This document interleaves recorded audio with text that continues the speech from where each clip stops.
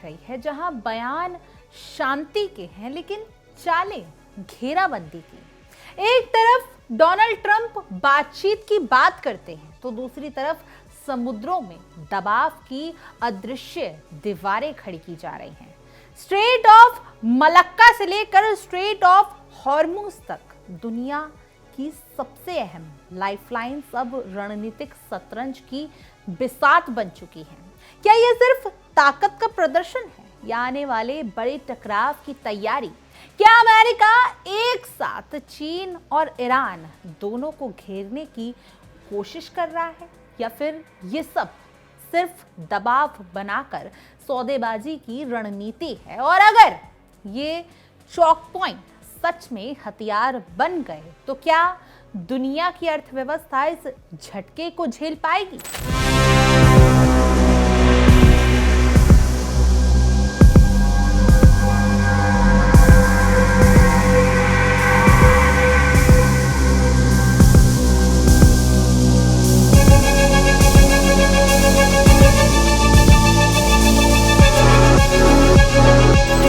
सबसे बड़ा सवाल यह है कि जवाब क्या होगा। क्या जिनपिंग इस बढ़ते दबाव के सामने नई चाल चलेंगे या फिर वैकल्पिक रास्तों पर दाव और तेज करेंगे? ईरान क्या नाकेबंदी के सामने झुकेगा या फिर हॉर्मुज को ही असली जवाब बना देगा? और बीच में खड़े देश जैसे भारत क्या सिर्फ दर्शक रहेंगे या इस ग्रेट गेम में अपनी भूमिका तय करेंगे? सवाल कई हैं, जवाब फिलहाल धुंध में छिपे हैं, लेकिन इतना तय है कि आने वाले दिन सिर्फ कूटनीति नहीं बल्कि वैश्विक ताकत के असली संतुलन को तय करने वाले साबित हो सकते हैं।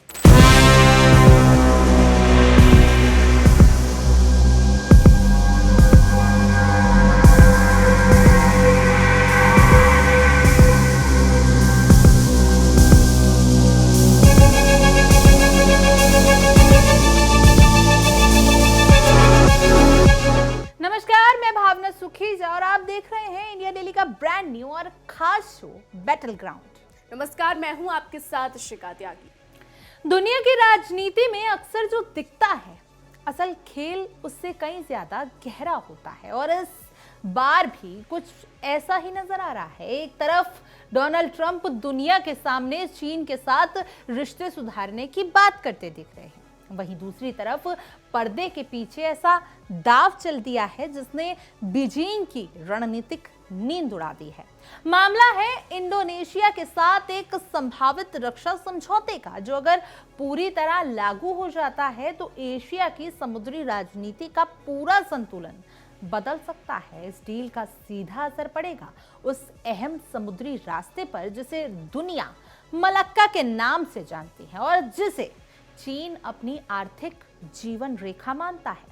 और ये वही मलक्का जलडमरू मध्य है जिसे चीन के पूर्व राष्ट्रपति हू जिनताओ ने 2003 में मलक्का डिलेमा कहा था। उनका डर साफ था, अगर कभी अमेरिका या उसके सहयोगी देशों ने इस रास्ते को कंट्रोल कर लिया तो चीन की अर्थव्यवस्था को गहरा झटका लग सकता है। आज की तारीख में चीन का अधिकांश तेल और गैस इसी समुद्री मार्ग से होकर गुजरता है।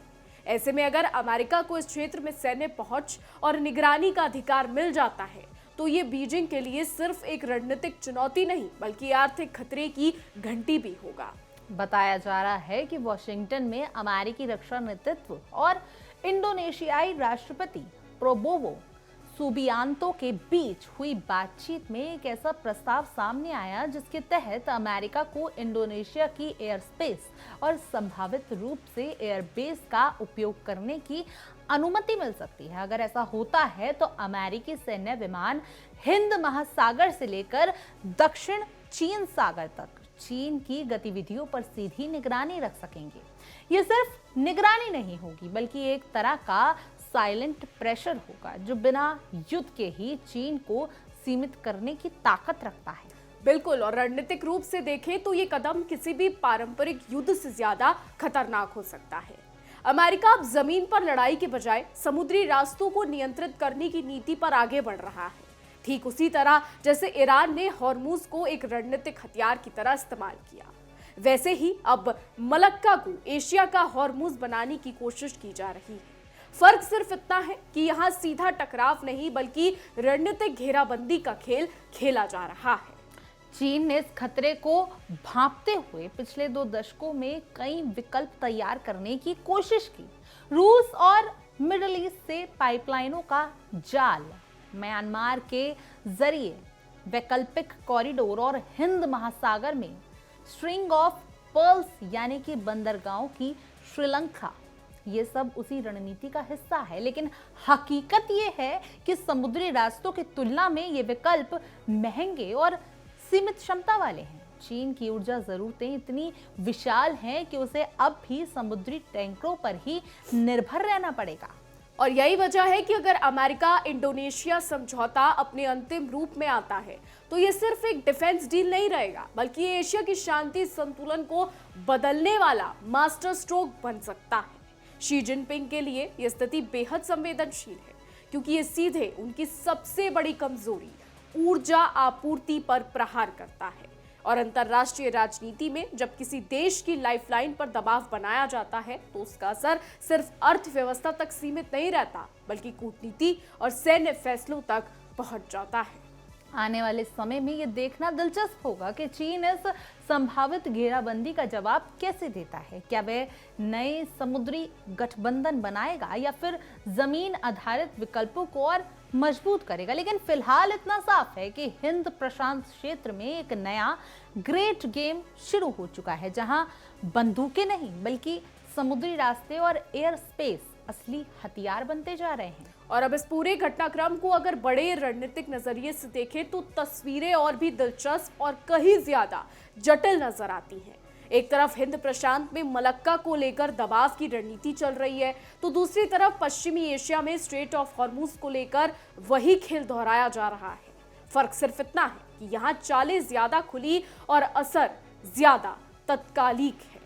डोनाल्ड ट्रंप के बयान कि अमेरिका और ईरान के बीच शांति वार्ता फिर शुरू हो सकती है सिर्फ कूटनीतिक पहल नहीं लग रहा, बल्कि एक ड्यूल स्ट्रेटजी का हिस्सा लग रहा है। एक तरफ बातचीत की पेशकश और दूसरी तरफ समुद्री नाकेबंदी। ये वही कैरेट एंड स्टिक पॉलिसी है जिसे अमेरिका लंबे समय से इस्तेमाल करता आया है। तो दिलचस्प बात यह है कि संभावित वार्ता के लिए पाकिस्तान को चुनना भी अपने आप में एक संकेत है। ये सिर्फ एक न्यूट्रल वेन्यू नहीं, बल्कि एक ऐसा देश है जिसके चीन, अमेरिका और मध्य एशिया तीनों से रिश्ते हैं। ऐसे में इस्लामाबाद एक तरीके से जियोपॉलिटिकल ब्रिज की भूमिका निभा सकता है। लेकिन असली दबाव समुद्र में बनाया जा रहा है, क्योंकि इशिका ईरान के खिलाफ यूनाइटेड स्टेट सेंट्रल कमांड द्वारा लागू की गई नौसैनिक नाकेबंदी सीधे वैश्विक ऊर्जा आपूर्ति को प्रभावित करने की क्षमता रखती है। यही कारण है कि ईरान भी फिलहाल सीधी टक्कर लेने के बजाय रणनीतिक संयम दिखा रहा है, जैसे कि हॉर्मुज से तेल सप्लाई को अस्थायी रूप से रोकने पर विचार। बिल्कुल भावना, और इसी बीच एक और अहम मोर्चे पर हलचल दिखी है, इजरायल और लेबनान। जी हाँ, इजरायल और लेबनान के बीच सीधी वार्ता की बहाली मार्को रूबियो की मध्यस्थता में हुई। ये बातचीत सिर्फ दो देशों के बीच संवाद नहीं था, बल्कि पूरे क्षेत्र में तनाव कम करने की एक कोशिश के तौर पर देखा जा रहा है। 43 साल बाद यानी 43 इयर्स बाद इस तरीके की पहल ये दिखाती है कि बैक चैनल डिप्लोमेसी कितनी तेजी से एक्टिव हो चुकी है। अब अगर इन सभी घटनाओं को एक साथ जोड़े तो साफ दिखता है कि अमेरिका एक मल्टी लेयर रणनीति पर काम कर रहा है। एशिया में चीन पर समुद्री दबाव, पश्चिम एशिया में ईरान को नियंत्रण करना और इस बीच में कूटनीतिक रास्ते खुले रखना।